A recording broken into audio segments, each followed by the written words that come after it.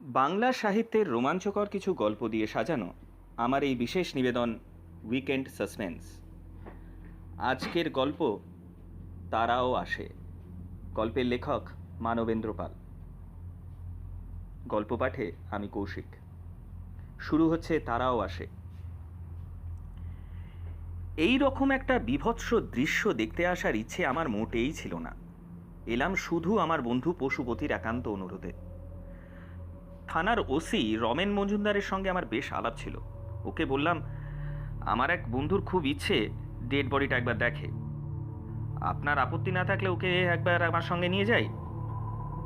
রমেন্দ্রবাবু চোখ ছোট করে হেসে বললেন, ওই রকম একটা বাজে লোকের ডেড বডি দেখতে কারো ইচ্ছে করে নাকি?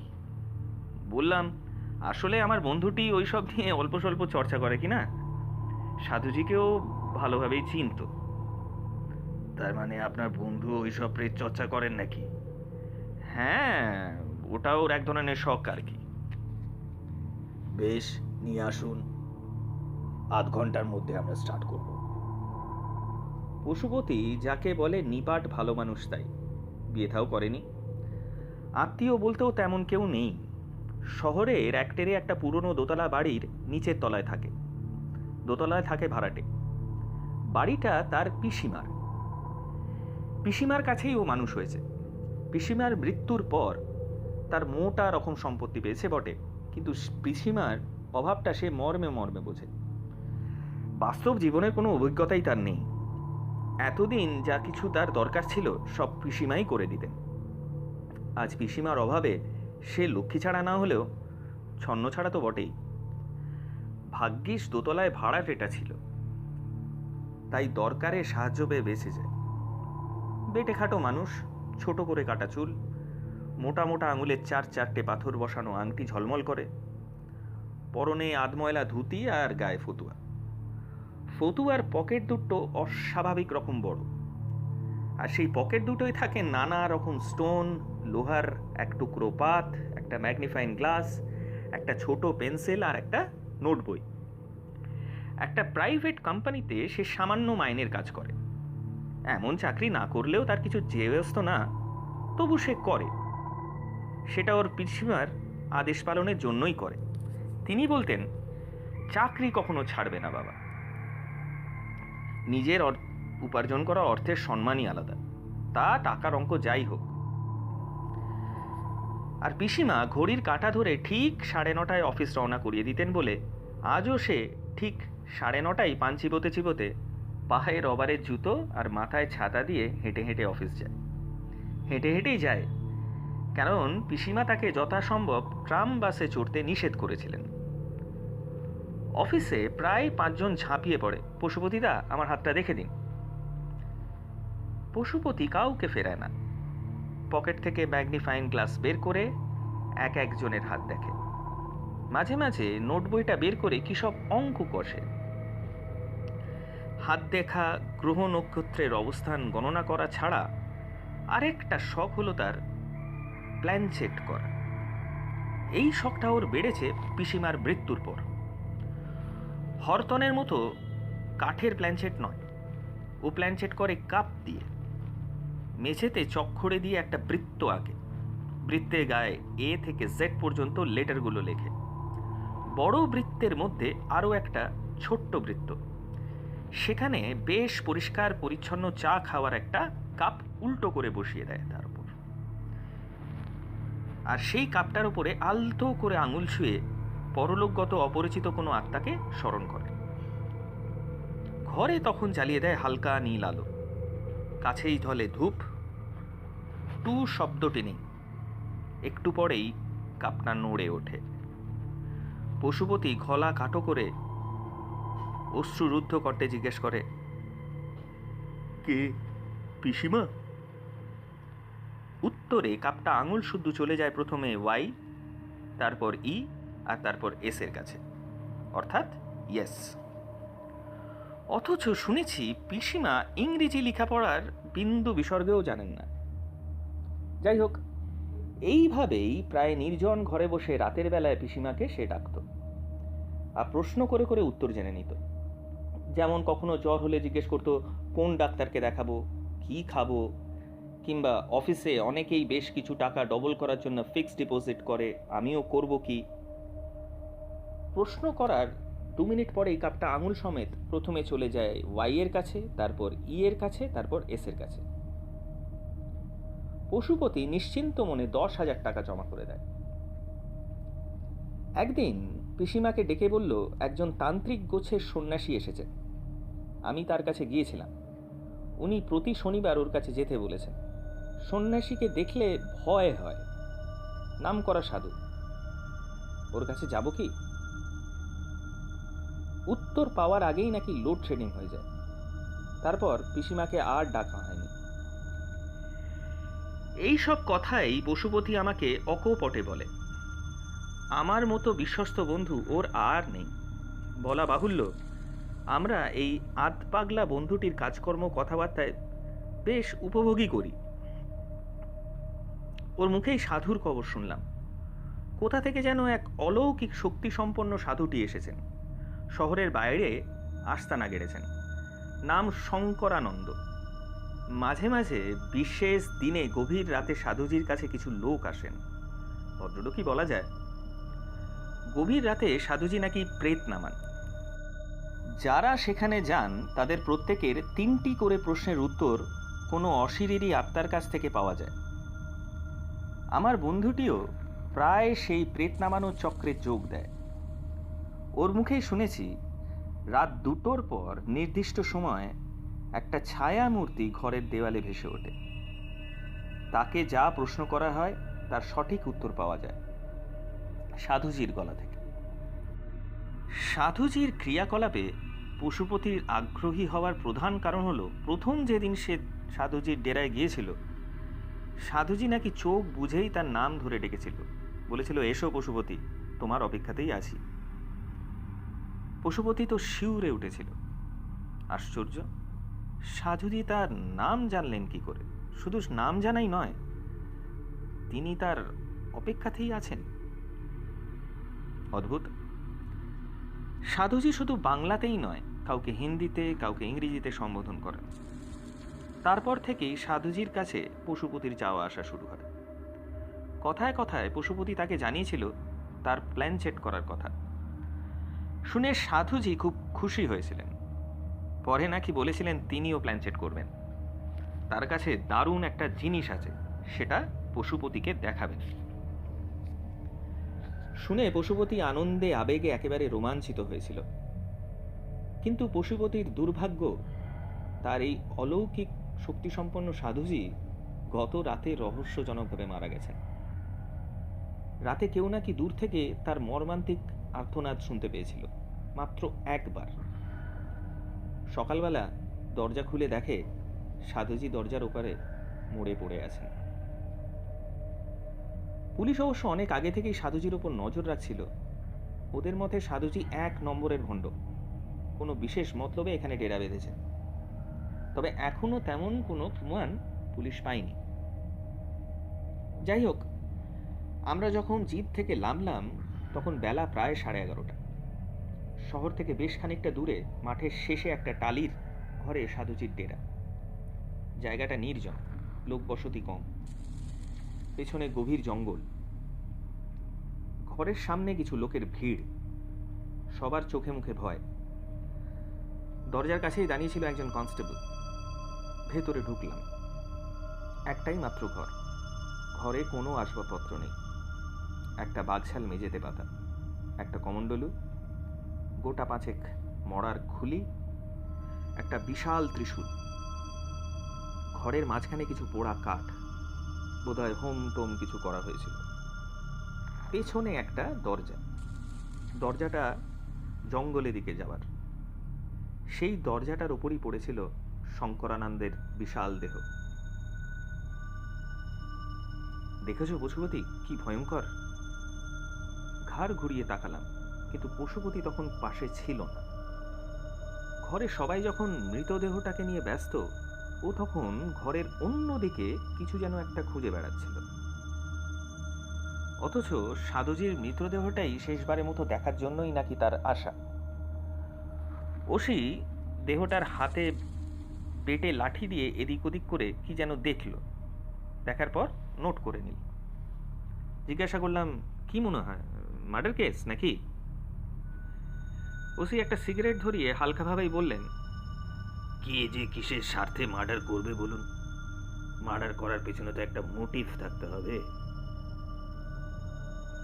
হয়তো প্রেশার বেড়ে গিয়েছিল, বেরোতেই যাচ্ছিল, মাথা ঘুরে পড়ে মরে গিয়েছে।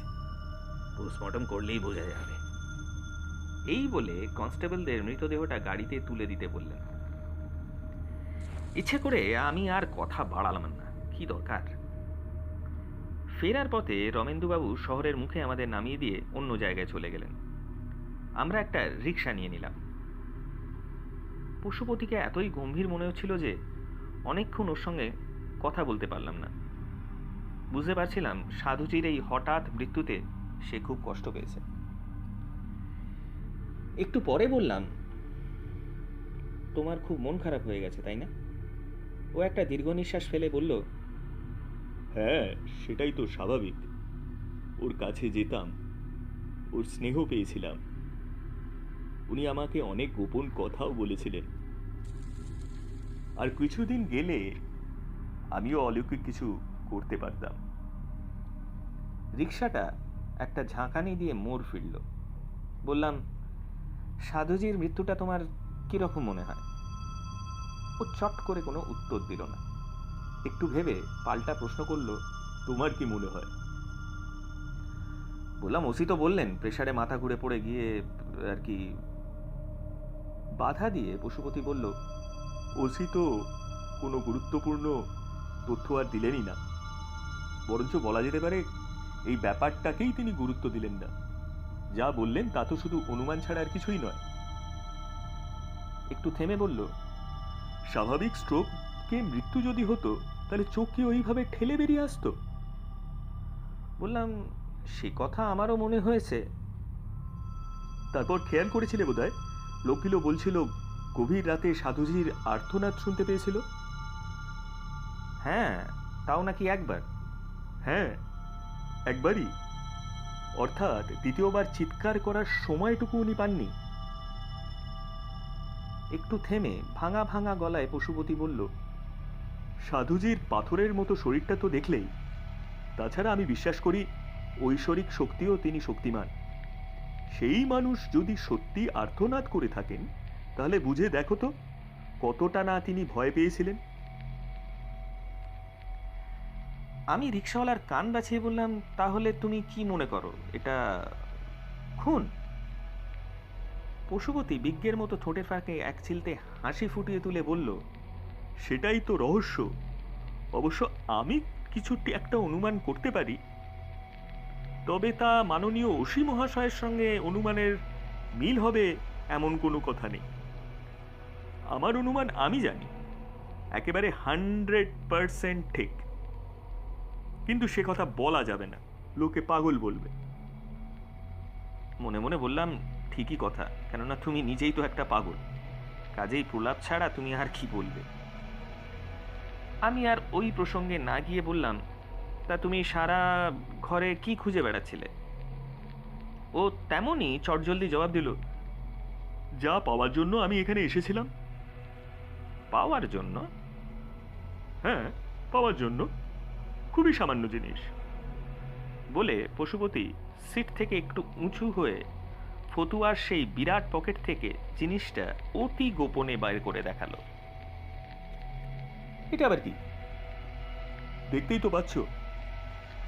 হ্যাঁ, দেখতে তো পাচ্ছিলাম, একটা চায়ের কাপ। তবে সাধারণ যেমন সাদা চায়ের কাপ হয় ঠিক তেমন নয়, কুচকুচে কালো। তার গায়ে আবার একটা চোখ আঁকা, একটাই চোখ, কিন্তু কি ভয়ঙ্কর সেই চোখের চাউনি। এটা নিয়ে কি করবে? কি করব তা জানি না, তবে সাধুজি আমায় বলেছিলেন এটা নাকি দারুণ শক্তিশালী মিডিয়াম। নির্জন ঘরে একা বসে 1 মিনিট আঙুল দিয়ে ছুঁয়ে থাকলেই একজন পাগলা সাহেবে ভর হয়। যা জানতে চাইবে তাই উত্তর পাবে।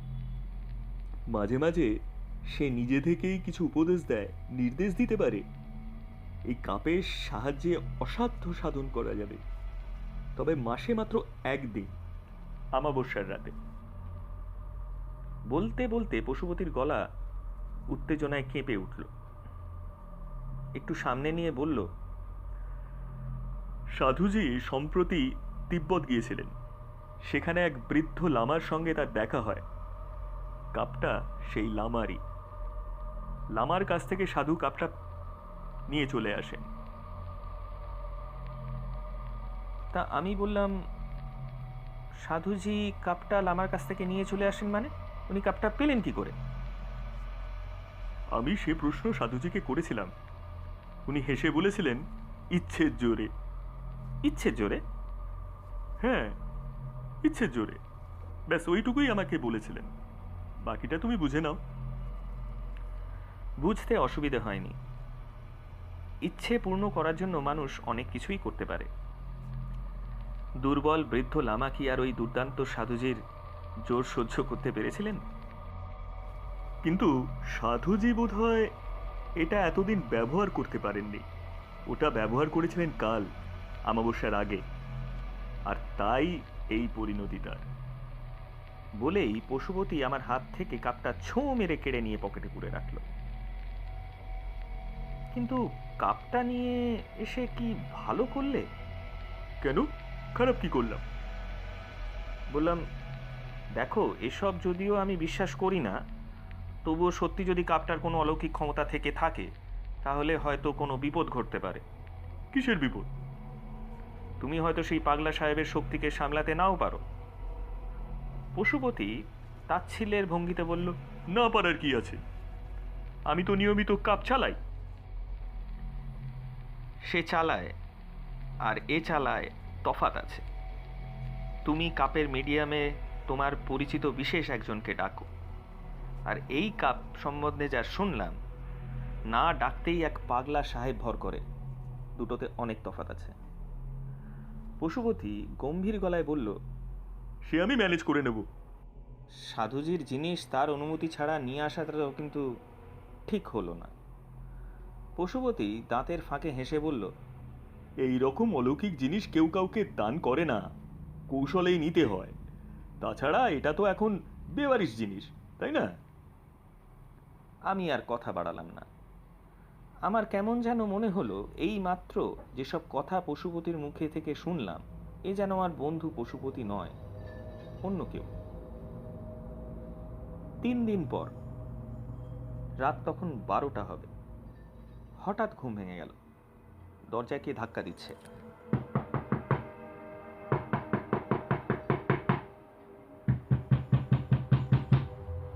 জানলা দিয়ে মুখ বাড়িয়ে জিজ্ঞেস করলাম, কে? উত্তর পাওয়ার দরকার হলো না, দেখি পশুপতি। তাড়াতাড়ি দরজা খুলে দিলাম। কি ব্যাপার, কি এত রাতে? ও কোনো রকমে বলল, তুমি এসো, তুমি একবার এসো আমার সাথে। মুখের দিকে তাকিয়ে দিলাম, একেবারে ফ্যাকাশে হয়ে গেছে। কি হয়েছে কি? আমার না কেমন ভয় করছে। রাস্তায় একটা ট্যাক্সি দাঁড়িয়েছিল, আমরা সেটায় গিয়ে উঠলাম। ট্যাক্সিতে উঠে সে বলল, রাত 10টা নাগাদ হঠাৎ আমার ইচ্ছে করলো কালো কাপটা চেলে দেখি। যদিও জানি আমাবস্যা ছাড়া ওটা চলা নিষেধ। খড়ি পেতে ধূপ জেলে কাপটা মাঝখানে বসালাম। তারপর আঙুল ঠেকাতে না ঠেকাতেই কাপটা ভীষণভাবে নড়ে উঠল। আমি জিজ্ঞেস করলাম, আপনি কে? কে এসেছেন আপনি? উত্তরে কাপটার লেটারগুলো ছুঁয়ে ছুঁয়ে যে নামটা জানালো, তা দেখে আমি আঁতকে উঠলাম। আমি ভাই কিছুই বুঝতে পারছি না। না ডাকতেই শঙ্করানন্দ এলেন কেন? আমি সাহস দিয়ে বললাম, তাতে ভয় পাওয়ার কি আছে? পশুপতি বলল, আছে, তা আমি বলে বোঝাতে পারবো না। আমি তো কম দিন প্ল্যান চেট করছি না। এবার করতে গিয়ে বেশ অনুভব করতে পেরেছি কিছু একটা বিপদ ঘটতে চলেছে। তাই বাধ্য হয়ে তোমার কাছে ছুটে এসেছি ভাই। ঘরে একা থাকতে ভরসা পাচ্ছি না। ওর বাড়ির সামনে এসে ট্যাক্সিটা থামল। আমরা নেমে পড়লাম। বেচারি দরজায় তালা লাগাবারও সময় পায়নি, কোনো রকমে শেকল তুলে চলে এসেছে। কিন্তু ভয় পাওয়ার যে কি আছে বুঝতে পারলাম না। ঘরে ঢুকে দেখি হালকা নীল আলো জ্বলছে, মেঝেতে সেই পরিচিত দৃশ্য, খড়ি দিয়ে বৃত্ত আঁকা, বৃত্তের গায়ে এ থেকে জেড পর্যন্ত বর্ণমালা, আরো আর কালো কাপটা কাত হয়ে পড়ে আছে। এটা এই রকম ভাবে কেন? এটা তো উপর হয়ে থাকবে। পশুপতি বলল, উপর করে অবস্থাতেই ফেলে রেখে গেছিলাম, কিন্তু এখন দেখছি। দেখার আরও কিছু ছিল। কালো কাপের গায়ে সেই ভয়ঙ্কর চোখটা যেন রাগে জ্বলছিল। অদ্ভুত ব্যাপার। সাহস দিয়ে বললাম, বোধহয় জোরে বাতাস দিয়েছে তাই উল্টে গেছে। মুখে বললেও মনে মনে জানি এত বড় ভারী একটা কাপ ঝড়ে উল্টাবে না, কিন্তু সেটা আর কি করে বলি। বললাম, একবার আমার সামনে চালাও তো দেখি। পশুপতি বোধহয় এইটাই চাইছিল। জানি না আর কখনো কারো সামনে এই আত্মা আসবে কিনা, তবু না হয় একবার দেখি। কাপটা ছোট বৃত্তের উপর ঠিক করে বসিয়ে ডান হাতের তর্জনীটা ছোঁয়ালো। অবাক কাণ্ড! আঙুল ছোঁয়ানো মাত্রই কাপটা বৃত্তের মধ্যে প্রচণ্ড বেগে ঘুরপাক খেতে লাগলো। পশুপতি ভীত দৃষ্টিতে আমার দিকে তাকালো। আমি উত্তেজিত হয়ে বলে উঠলাম, জিজ্ঞাসা করো তো আপনি কে এসছেন? এইটা যে জিজ্ঞেস করতে হয়, পশুপতি এতই নার্ভাস হয়ে গেছিল সেইটুকুও ভুলে গিয়েছিল। কিন্তু ও জিজ্ঞেস করার আগেই কাপটা যেন হাত শুদ্ধ টেনে প্রথমে আই অক্ষর ছুঁয়ে গেল, তারপর কে, সেখান থেকে ফের আই, সেখান থেকে মেঝেতে খস খস করে প্রথমে এল, ফের এল, তারপর ওয়াই। গ্রামারের সামান্য ভুল থাকলেও অশরীরীর বক্তব্য বুঝতে পশুপতির বাকি থাকেনি। ভয় কাপ ছেড়ে দিয়েও লাফিয়ে উঠে দাঁড়ালো। কাপটাও অমনি আপনি আপনি কাত হয়ে পড়ে রইল। সচক্ষে তো দেখলে ভাই, এখন কি করি? কে এসে শাসিয়ে গেল তাও বুঝতে পারলাম না। বললাম, তখনই বলেছিলাম ওটা সাধুর জিনিস, ওইভাবে ওটা আনা ঠিক হয়নি। যাই হোক, আমি একটা ব্যবস্থা করছি বলে পশুপতির উত্তরের অপেক্ষা না করে কাপটা কাগজে মুড়ে খিড়কির দরজা খুলে বাড়ির পেছনের ঝোপের মধ্যে ফেলে দিলাম। পশুপতি আর্তনাদ করে উঠল, এই ওইভাবে ওটা ফেলে দিলে? ওটা যে মন্ত্রপুত। আরে নিকুচি করেছে তোমার মন্ত্রের। ওটা থাকলে তুমি আবার ওইটা নিয়ে বসবে আর ভয় হার্ট ফেল করে মরবে। মরার কথা শুনে পশুপতি বুঝি একটু শান্ত হলো। সে রাত্রে অবশ্য পশুপতির কাছে আমার থাকতেই হয়েছিল। দুজনেরই বেশ ভালো ঘুম হয়েছিল। মাঝরাতে শুধু একবার ব্যাঘাত হয়েছিল। হঠাৎ পশুপতি আমায় ধাক্কা দিয়ে চাপা আতঙ্কে বলেছিল, খিড়কির দরজাটা কেউ ঠেলছে। ঠেলুক বলে পাশ ফিরে শুয়েছিলাম। তারপরে এক ঘুমে রাত শেষ। ক্যালেন্ডারে চোখ পড়তেই কেমন অন্যমনস্ক হয়ে গেলাম। আজ আমাবস্যা। পশুপতি আজ আবার সেই কাপটা নিয়ে চালাতে বসে, এইটাই ভাবছি। কাপটা অবশ্য আমি ফেলে দিয়ে এসেছি, কিন্তু সেটা কুড়িয়ে আনতে আর কতক্ষণ? এইসব কাজে আবার সর্বনেশে একটা আকর্ষণ থাকে। সে আকর্ষণ দুর্বল প্রকৃতির মানুষের সহজে কাটিয়ে উঠতে পারে না। যাই হোক, একবার খোঁজ নিয়ে দেখে আসতে তো দোষ নেই, এই মনে করে তখন বেরিয়ে পড়লাম। রাত তখন প্রায় 11টা। ওদের পাড়াটা নিঝুম। শুধু গলির মুখে রাস্তার আলোটা যেন ভয়ে ভয়ে কোনো রকমে কর্তব্য করে যাচ্ছে। ওর বাড়ির সামনে এসে জানলার দিকে তাকাতেই দেখলাম ঘরে হালকা নীল আলোটা জ্বলছে। তাহলে পশুপতি আজও বসেছে। দরজায় শব্দ করতে দেখতেই দেখলাম দরজাটা খোলা। অবাক হলাম, দরজা খোলা কেন? এই বাড়িটার দোতলাতেও লোক আছে, কিন্তু দরজা বন্ধ করে রাখার দায়িত্ব তো পশুপতিরই। দরজা ঠেলে ভেতরে ঢুকলাম। দোতলার সিঁড়ির মুখ অন্ধকার, পাশেই পশুপতির ঘর। এ কি, এই দরজাটাও খোলা? দরজা খুলে রেখেই পশুপতি কি কোথাও গেছে? আবারও কি ও ভয় পেয়েছে? ঘরে ঢুকে থমকে গেলাম। দেখি মাটিতে সেই একইভাবে খড়ি পাতা, আর খালি গায়ে পশুপতি মেঝেতে পড়ে আছে, মুখটা বিভৎস। তখনই দোতলায় ভাড়াটেদের সাহায্যে পশুপতিকে হাসপাতালে নিয়ে গেলাম। সারা রাত জমে মানুষে টানাটানি। শেষ পর্যন্ত ডাক্তার ভরসা দিলেন ভয় নেই।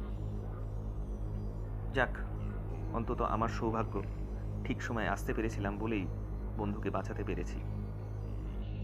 ডাক্তারের মতে হাই ব্লাড প্রেশারের জন্য এরকম হয়েছে, কিন্তু সুস্থ হয়ে পশুপতি যা বলেছিল তা অন্য কথা। সাধুজির ওই কাপটার ওপর লোভ সে সামলে উঠতে পারেনি। তাছাড়া মন্ত্রপুত কাপটা পড়ে থাকবে আস্থা করে, এই যে মহাপাপ, তাই সে কাপটা কুড়িয়ে এনেছিল। তারপর আজ অমাবস্যা বলেই কাপটা নিয়ে ও বসেছিল। বসা মাত্রই কাপটা প্রচণ্ড জোরে নড়ে উঠেছিল, এত জোরে যে পশুপতির হাড় পর্যন্ত কাঁপছিল। কে এসেছেন এই প্রশ্নের জবাব না দিয়েই সে একই কথা জানিয়ে দিল, আই কিল ইউ।